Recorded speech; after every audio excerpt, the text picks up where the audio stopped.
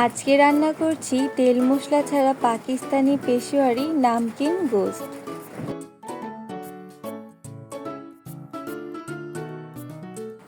পেশোয়ারি বিফটা রান্নার জন্য আমি একটি প্যানে নিয়ে নিচ্ছি গরুর মাংস। এরপর এখানে আমি অ্যাড করছি কয়েক টুকরো আলু।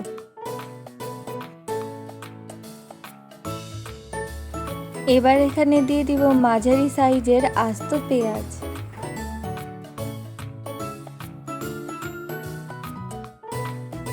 দিয়ে দিচ্ছি আস্ত রসুন। এবার অ্যাড করছি টমেটো।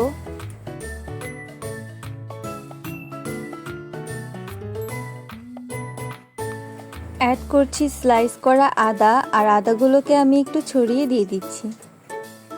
দিচ্ছি কয়েকটা আস্ত কাঁচামরিচ।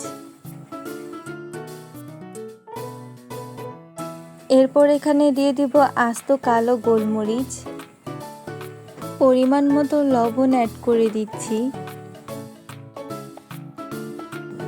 সব শেষে আমি দিয়ে দিব হাফ চা চামচ ঘি। এবার এই সব কিছুকে আমি 2 থেকে 3 মিনিটের মতো একটু ভেজে নিব বা কষিয়ে নিব।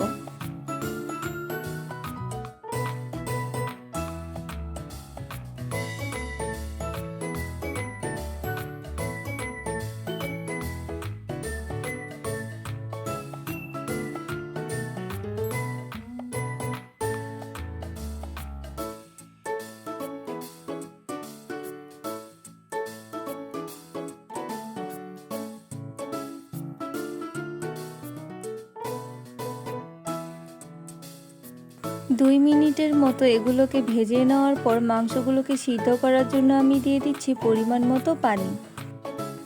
পানির পরিমাণ এমনভাবে দিতে হবে যাতে মাংসগুলো ভালোভাবে সিদ্ধ হয়ে যাবে, আবার গ্রেভিও থাকবে।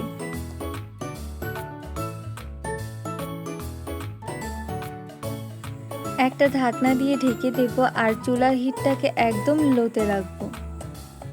শুরু থেকে শেষ পর্যন্ত চুলার আঁচটাকে একদম লোতে রাখতে হবে, কারণ মাংসগুলোকে একদম সফট করে সিদ্ধ করতে হবে।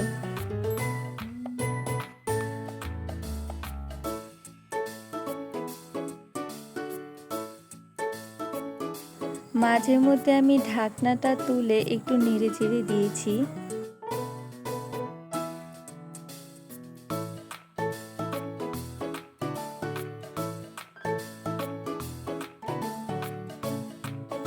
আর এটা হচ্ছে 2.5 ঘন্টা পরের অবস্থা। মাংস, আলু, রসুন খুব ভালোভাবে সিদ্ধ হয়ে গিয়েছে।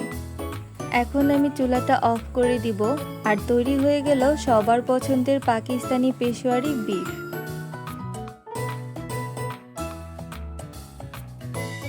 আশা করছি আমার আজকের এই রেসিপিটি আপনাদের কাছে খুবই ভালো লেগেছে আর সহজে লেগেছে। তাই ভালো লাগলে লাইক, শেয়ার এবং সাবস্ক্রাইব করবেন।